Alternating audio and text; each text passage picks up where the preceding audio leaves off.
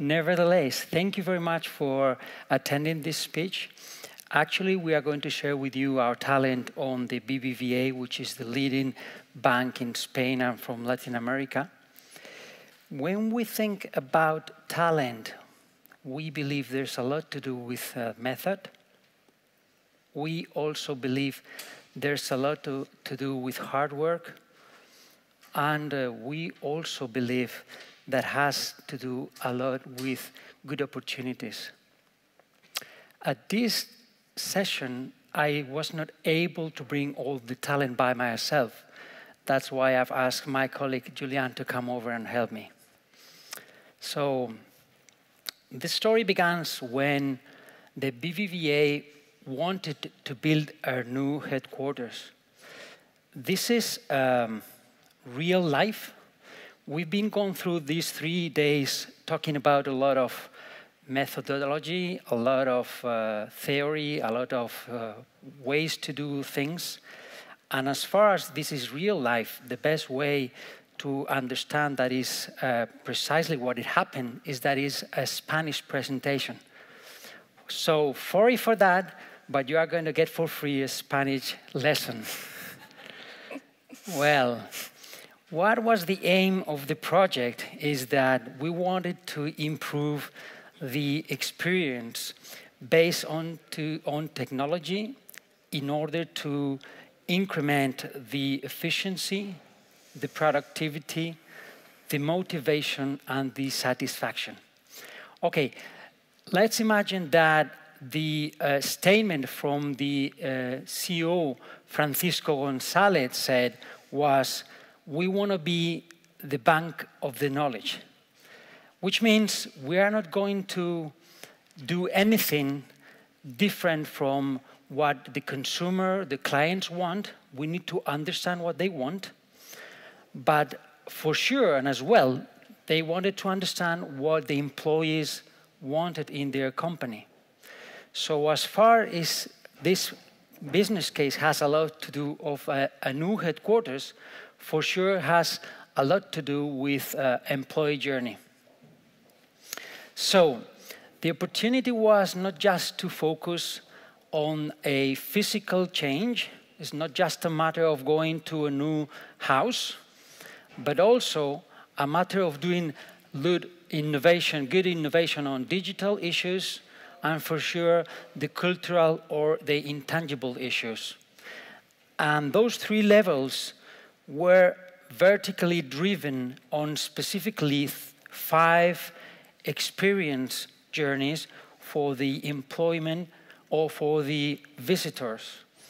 Precisely, we talked about the access, the working places, the multifunctional areas for digitalization, the meeting rooms, and for sure the business center. Because never forget that when you go into a building, this is very key.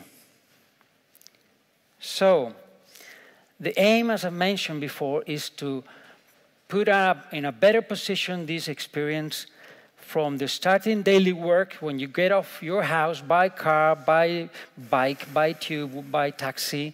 You get into the workplace and you have the whole day long and you end back again at your house at night. So that experience has to be very well increased. The first thing we've done is bring our method. We have a lot of research, for sure. We had a lot of analysis and the ideation process at the end. If we would like to see this specifically, we would see very shortly or very roughly, we have gone through how we define the framework, how we did a lot of insights, how we've got a lot of benchmarks, a lot of co-creation, how people from different departments got together and participate, and at the end of the day, how we deliver our ideas, the journeys, and the solutions physically. Us, from the Mormedi perspective, we are not just painters or drawers on new ideas, but we are capable to address those on a production product itself. The major issue here was something that we have been listening all these 3 days, which is the silos among all the big companies. How difficult it is to make different departments to understand each other, and how difficult it is to make them participant. So this was really a task, because whenever you fight against each other, you don't have, this is my department, don't come in over, this is my business. So we have to jump over that fence and make all these barriers go down. So we put lots of people from human resources, security teams, transformational guys, etc., in order to bring all these big ideas into place. We had a lot of ethnographic investigations. For sure, we got with a lot of employees, participants, 48 guys. We had a lot of research, interviews, not just with the bottom or low level of the management team, but also for the high hierarchies, the managers, the top managers. For sure, we understood what was going to be the physical place, and at the end, we have been doing lots of workshops as well. We had in place also trends from almost 4 categories in order to get 40 specific cards that could allow us to make things very easily understandable. So when you want to share all the knowledge to the rest of the team that they don't directly participate on the project, they can easily understand what's going on. And we brought in trends from technological areas, or cultural, or labor ones, or designing areas in place. These were used as tools, as I've mentioned before, for democratization of these ideas. What about benchmarking? Critical, and as well the best practices. Always focus on employee-centric. Actually, what about all these areas that they have very wow experience whenever you get to the first time to their lobbies, or how people manage the transportation issue whenever you need to find out the best route, the best way, the best path to work, or how we would like to customize our working places in order to feel part of the office, of the working area, or how technology should help us on the business centers. Or even though, if we would like to extend our capabilities to the guys that we are working at the office with some kind of extra added value relationship. Imagine the gyms, or imagine the golf carts, or how we could find leisure areas or the relaxation areas where we can have lots of opportunities for a better understanding one from each other. So what it was key and very relevant is to understand that the change on how the work is changing, or understanding how the work is changing, is a global paradigm and a global phenomenon. Because society is changing rapidly and is globally very well connected, and there's plenty of competition, as well because there is a need to understand that transformation has to be internal but external as well. And also there's been a change on the relationship between the workers and the companies, the employee versus the employer. And for sure, the motivation is required to increment the productivity. So these 4 areas were very key to understand how this working place is getting on. So, as I've mentioned, there was a unique opportunity that a physical change, not that a simple physical change has to be treated like that, but to make sure that this opportunity becomes a huge transformational issue. Okay. Julian? Okay, so there was some interesting things here. So Borja mentioned we did a lot of interviews on all kinds of levels and different departments.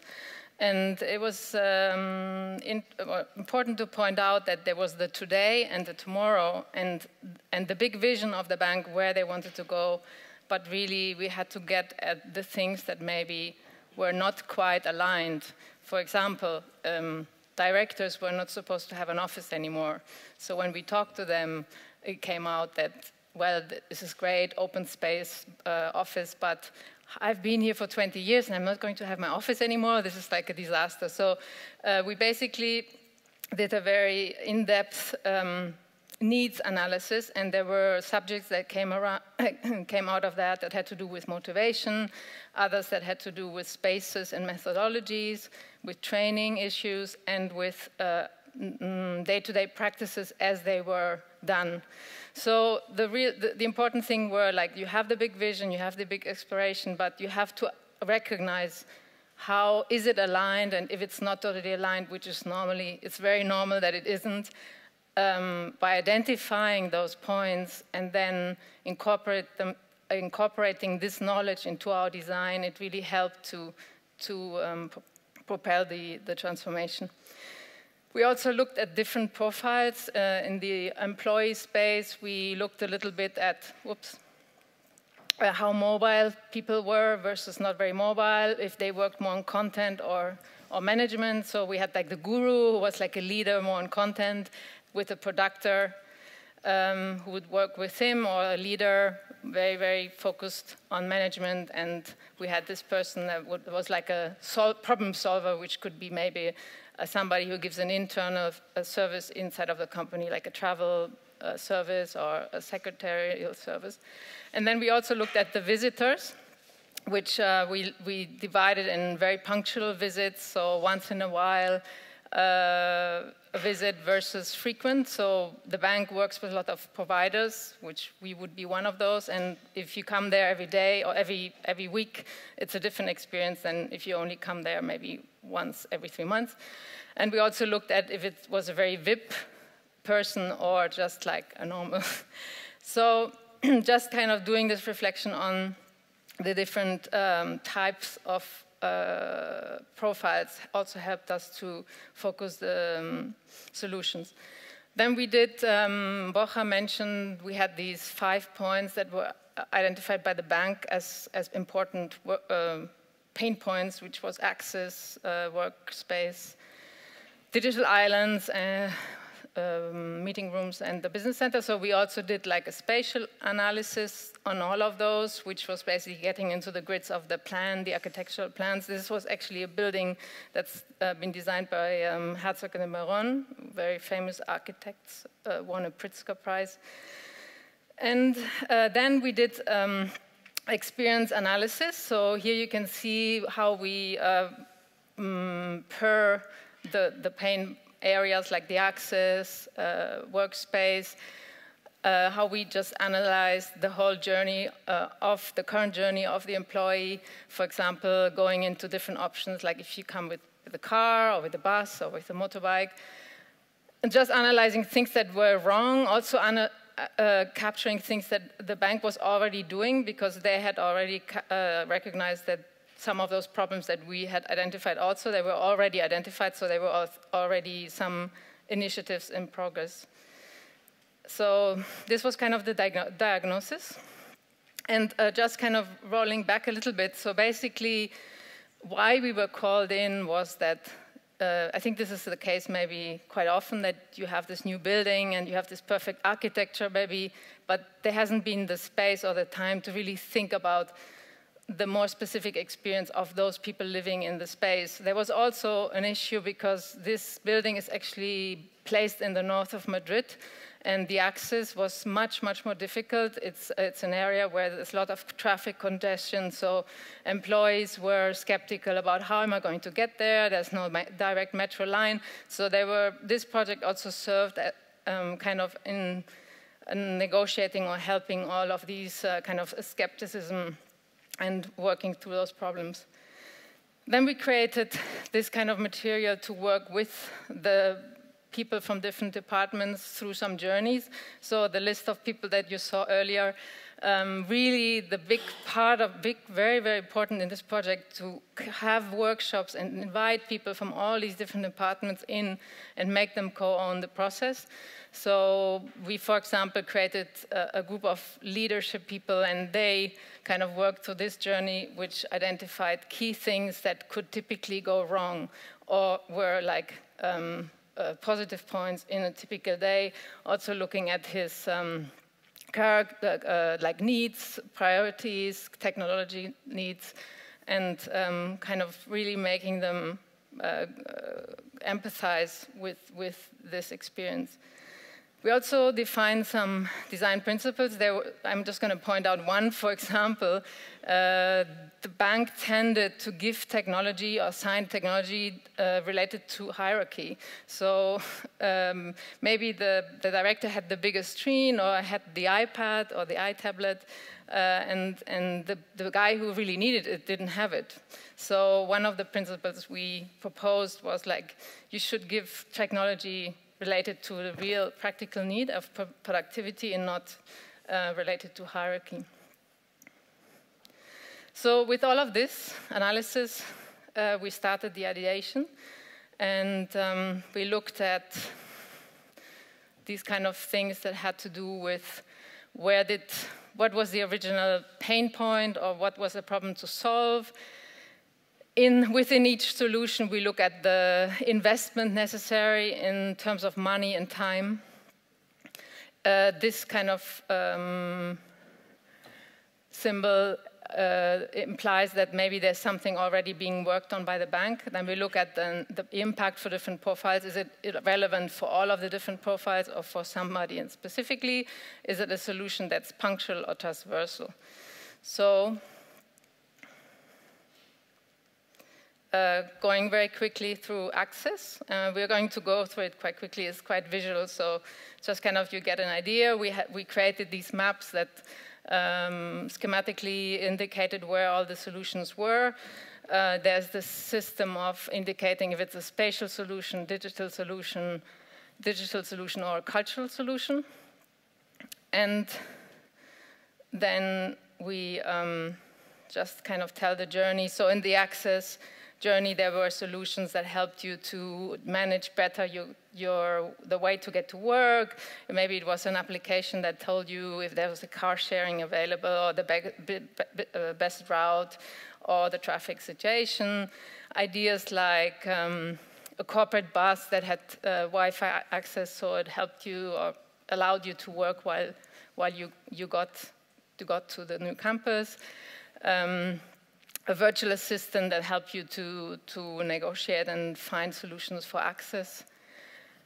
There was some issue with the metro station. There is a metro station, but it has a little bit too long access. I think it's just over kilometers, a little bit over the pain barrier for being comfortable. So we thought about some solutions that had to do with just having a bike service or shuttle between the metro station and the campus. Also issues that came out in the interviews because the bank was talking about flexible work hours and also working from home. And some of the people said, well, I'm really concerned to walk by night in this neighborhood because it's not very populated, not a lot of people living there, and it's dark, and if I have to go work late and I have to walk to the metro station. So we thought about solutions, very practical, like information points and lit up pathways. The campus is next to a big highway, so we thought out this kind of bridge that was to be used by people riding the bike. Solutions that had to do with access by car, indicating you're parking in a very fluid way. And then we go into the next area, which is the working space, which Borja's going to go through. Yeah, actually it was very key, the working areas, because people were not going to work as in a traditional way, and the open space philosophy was going to come in place. So as well, as Julian mentioned, we had 3 major segments, which are called the ones that you have in here, the hot desk, the director, and the bench format, which are the most relevant ones, okay? And it's very easy to understand that they need to have a lot of attendance in the very first time they get into the new place. So we will see how we address those issues. Actually, the 3 segments that we have defined already, and how we got along with these areas and the technical digitalization that is required for those. So what we've done is this kind of virtual assistant, Eva, who help everybody to get anything that you required, like business cards, or if they want to get any paperwork, or if they need new pencils or whatever. And that could be placed just not on the laptop, but for sure on a small device, so they can easily get it from anywhere. When you want to have people getting in place that they do not belong to the same department, but they cooperate, for instance, for a precise project, it's key to understand that the hot desk is always willing to be decorated or customized as a matter of thinking that you are working always in that table. So why if you bring a school bag from your locker and you can personalize, customize it with your pictures, with your little plant whatsoever, or for the directors that they were no longer having a fixed and a square with a lock in the door, that is going to be a lot of cultural attention. Why don't we give them, on the counterpart, the opportunity to have some lamps or some furniture personalized or customized to their requirements?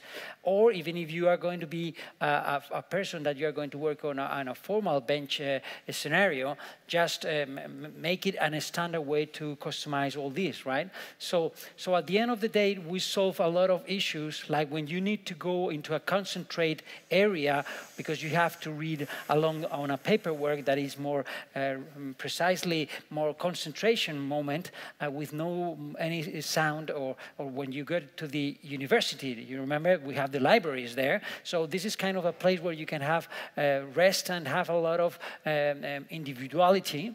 Or if you are going to talk to people on a friendly case, or you are going to solve some cabinets, telephone calls, therefore you can have these areas not to interrupt the rest. Or as well, as far as we have flexible scenarios, in Spain, remember, we have plenty of sunny days. So what if we go outdoor areas for working moments? Or if you just want to go on a side table with this puff furniture that can easily be founded, or if you have this cocoon area where the interiors you can have this friendship relationship, all very well displayed, all very well settled in these smartphone capabilities. For sure, all the technology related to that. Everyone wants to participate, wants to receive a lot of information. So what about this kind of digital panel? So we can sell our cars, or we can rent our summer apartments if we wish, or if we could have to receive any information from the company, that's the place to be, okay? Talking rapidly on the business centers, the same way, we have gone through the journey. The pre-registration moment, when you access physically to the business center, if you have not done the pre-registration, you can have it over there. And the waiting rooms and whatever happens there, or for sure the meeting rooms and when you get off, right? So if we go briefly on the experience as well, you can pre-register on a computer or on a mobile device, for sure. You can as well come to the place if you are a visitor, or if you do not work in that headquarters, but you need transportation, as well as Julianne mentioned, or whenever you get to this area, you can have this kind of accreditation or registration totems because you have already in place got your ticket, or if you do not have any of those, you can easily be attended by some person. Then you go into the access very, very automatically because of the smartphone, and you can get a free coffee that is already settled in your device. Or you can, for sure, if there is any problem on the schedule and there is any change on someone attending the meeting, you can easily be informed in the smartphone. And for the moment, previously getting into the working room, meeting room, why don't you can have some time looking around, maybe some websites or maybe some work digitally oriented. Once you get into the working room, you have these two typical, more traditional or more collaborative rooms, depending on what is requested. And for sure, the toolbox or anything that you need for that, for sure, if there is, again, Eva or virtual assistant coming over, or if there is any extra information regarding the restaurants or any problems or car parkings or whatever, okay? And important is to measure the time schedule for those working sessions. What was key here is that if you pass the timing that is already planned, you have a penalty on your budget expenditure. So at the end of the day, you have the capability to be really rigid and don't lose any time. If you have any VIP attendance, for sure you can have a personal coming over and share with you some coffee. For sure, it's critical to have as well what we call these green or red faces, where all of us could be thankfully to be asked and say how was all working. And for sure, you can have as well all the place for shuttle if you need to get the bus, or the lost products if you have lost any item, okay? Okay, so then after we created all these ideas, I think there were about 70 of them, we organized another workshop with all the people who had participated and started down selecting. We looked at complexity, investment in terms of time, cost, urgency of the solution, and did a down selection. And you can kind of see how these were grouped into the different subjects, like the intangible solutions had more to do with cultural things, digital and spatial. And well, this has been a long journey because this project started 2 years ago, I think. And so what we just showed you was kind of the first phase, and you can see everything was very much kind of conceptual, high-level drawings. And so now I'm just going to quickly talk about the kind of the second phase, where some of the ideas that came out of the first were actually put into place. And this is about the digital content that employees and visitors see in the campus. And the typical thing of our client was, yeah, just put some screens somewhere and we just kind of put our content manager and we feed some videos and so on. So our point was, no, don't think about technology first. Think first about the people, the space, like who needs what, where, which content, because there's many different kinds of contents, and then think about the technology that corresponds to that need. So looking again at also differentiating between what an employee would need and a visitor. Evidently, a visitor is more like, needs some practical information, but mainly the bank wants to show more corporate and kind of strategic content, versus the employee has a bigger range of things that are very practical and basic, you know, and like the time, the weather. And the interesting thing here is also this kind of content, you look for it because you need it. What time is it? Ah, okay. But then there's other types of content that maybe comes from the human resources department that the bank wants the employee to read, but maybe the employee is not that interested. So the challenge here was really also to consider, okay, if there's content that is more difficult to get to the person, how can we mitigate this challenge? So just kind of take away from this framework is there's many categories of information and they cannot be treated equal. We also looked at, again, the whole campus, and the colors here imply kind of different states. So we have the state of transit, where you walk going on your way somewhere. This is actually, this campus is very nice. They made a point of not making it very high. There's one high element, which is where the directors will have their offices, but the rest is kind of not bigger than or not higher than 3 levels, and it has some elements that are kind of, you know, bit not so rigid. So it actually does have a little bit of feeling of a village. And it's funny because every time I go there, I do meet somebody, and I know about maybe 40 people from BBVA. So it's kind of interesting. So anyway, there's a garden, and it's very pleasant. So the transit actually is quite important because it does invite you to take a walk and go around. And there's a big plaza here in the middle.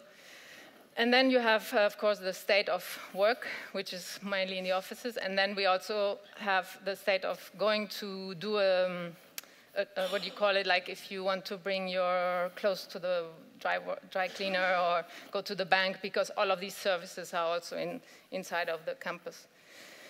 We also looked at some needs that were common for visitors and employees, so things like a fluid experience, coherent brand.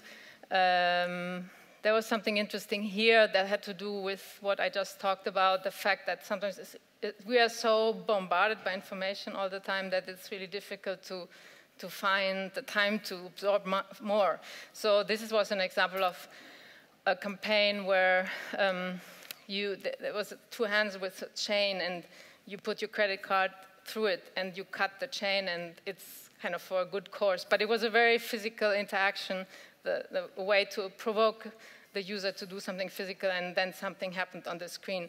So our point was just like, think about also how you present the information. Could it be maybe part of a space, somehow more integrated, user-friendliness, and many more things, which I'm not going to go into detail. But so once we kind of did our research again, and then this was material we created for the workshop. And again, we tried to invite the people from BBVA really to live through the different use cases of people. For example, a journalist who comes to the campus, his experience will be different, and his needs for what he wants to see will be different than from the employee who goes there every day. So we had them work through first kind of telling them the story, telling them the situation of that person, and then asking them, okay, what kind of content do you think this person needs here in this spot? What tone should it have? How do you imagine it in times of technology, or what experience should it give to you? So after this workshop, we kind of, well, this is kind of showing the process we went through, like analyzing the use cases, looking at needs, looking at deeper needs, analyzing technology, looking at, is this something that's going to be outside, inside, or semi-outside? Is it something that is static, dynamic, or multimedia? And if the interaction is one-directional or bidirectional. So from all of this analysis, we came up with 7 typologies. The first one is kind of a welcome panel that basically shows very practical information. It signals to the visitor or to the employee that this is by BBVA and this is the way you have to go. Then we have 2 formats that are kind of big format video in 2 sizes. We have a format that is like more a totem with lots of wayfinding information. This is the thing that kind of replaces the typical cork board that hangs in every corner with lots of papers all over. So the idea here was to make it digital and a bit more agile. We have this typology, which is a sit-down version. And then we have a big format presentation. One thing was interesting, when we talked to employees, they clearly said, like, don't put me anything to do with the bank when I have lunch.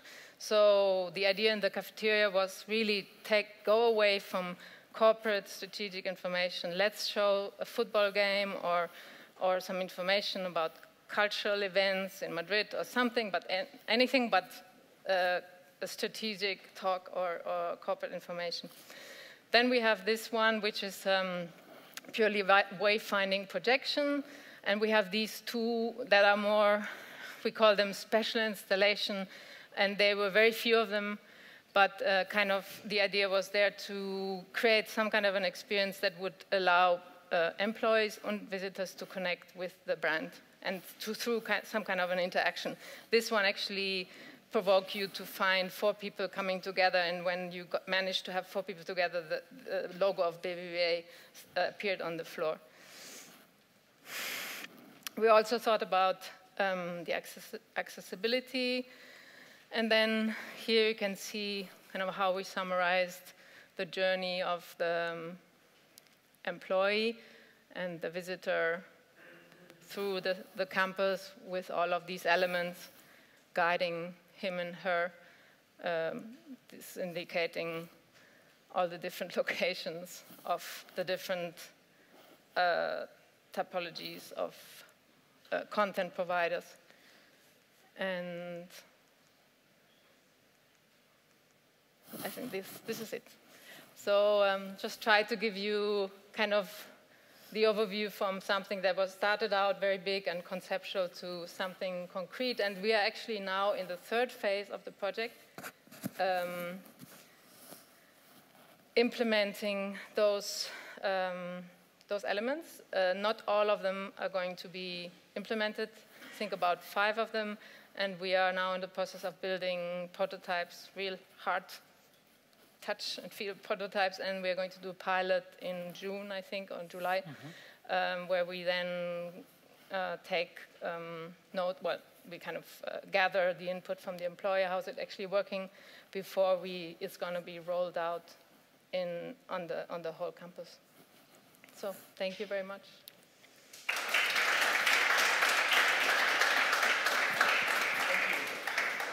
Any questions? There's one here.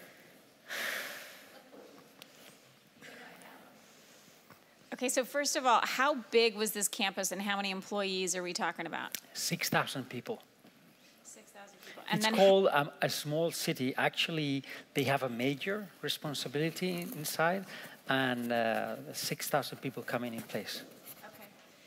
And then as you've gone through these phases, how have you measured, especially the productivity of the workspace? So as you've moved from, it sounded like a 1-to-1 ratio to an activity-based model, how have you measured that success? Julian? It hasn't been measured as such. Yeah, it's hard to do. I mean, that would be, I think it would be something interesting. I think in the pilot of which is just the content, the last project, yes, we will measure, but it will be qualitative measurement. I mean, it's... So moving to that activity-based model was a tops-down decision? Yes, yeah. Hi, thanks for the presentation. I'm myself from Service and Innovation Labs, and I'm wondering if you could tell us a little bit more about your position within the bank, because I really like the methods you work with and the quality of the outcomes, and I'm sure like it could benefit the bank really in more different parts of it, and developing consumer-facing products as well. And I'm wondering if it's all a big part of the strategy and the picture of the bank. Well, we've been working for them for many years, but I think so. Saying that is that we know we are quite familiar with them. They know us, and we know them quite well. Of course, there's always more departments and stakeholders to be discovered. But I think BBVA is an interesting example because they are. If you compare, for example, Santander, which is another one, a big one, was actually the biggest in Spain, and then BBVA is the kind of second. I think the BBVA has a big aspiration. They look a lot to the States, and they go to MIT, and they send people there. So what I feel a little bit, they have this aspiration, and they see all these things that are done in the States, and then they come back, and they want to implement it in Spain, and it's not always possible the same way, especially, I mean, honestly, in this example of moving to a more collaborative work format and all of these ideas, you have to also change the way you incentivize people, how you how you train them, many things around that have to be, it's not enough to just change the space. So that was kind of an interesting insight for me, that you cannot just culturally transplant things from one country to another. But I don't know if that answers your questions. But I think they're an interesting company in the sense that they have an aspiration and they want to do things well, and they have made a promise to be a digital bank, and they're really working very hard at that. So I think it's a very interesting and good client to work with. I have a question about how did you choose which one of the initiatives or all the things you wanted to do? I would guess you would like to do all of them, but in the end you had to pick, you said. How did you negotiate that with the client? Because what I saw was just, I think the decision process was more like, this is more the tangible part, there's interactive part, but how did you in the end choose which one is the best option? Because I can imagine that just, I don't know, making all the, I would say, cheaper versions of this whole initiative would just break the whole experience of it, right? No, but I think, they asked us to remove the slide that actually showed the prioritization, because it had some numbers on there, like money numbers and so on. And it wasn't so much the cheaper or more expensive solution. It was more like, because the solutions were very different in kind, like stretching from access to all of the other subjects. So it was more a sense of what is, a combination of, okay, how complex it is and how expensive, but also what's the most urgent thing. And the one that actually was done in the end, the digital content one, ended up being very urgent. They moved there and they needed wayfinding and content manifestation on the campus. So in many cases what you draw is the framework, and although you are not capable to approach every single ideation, you need to understand how is the high level, they have the perspective, and then you have to prioritize what is going to be in place. But what is key is understand where to get, and in the meantime, you start from step 1 to step 2 and so on. Thank you.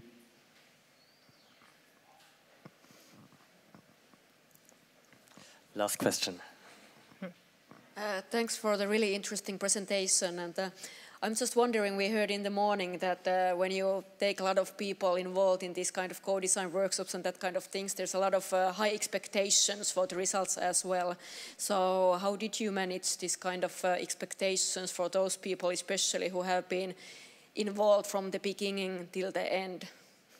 It's a constant pressure because you do a workshop and then you have people who don't want to participate, and you have people who basically go against the dynamic, the exercise, so it's constant navigation and managing expectations and trying to wow them, and so I think it's pretty hard work.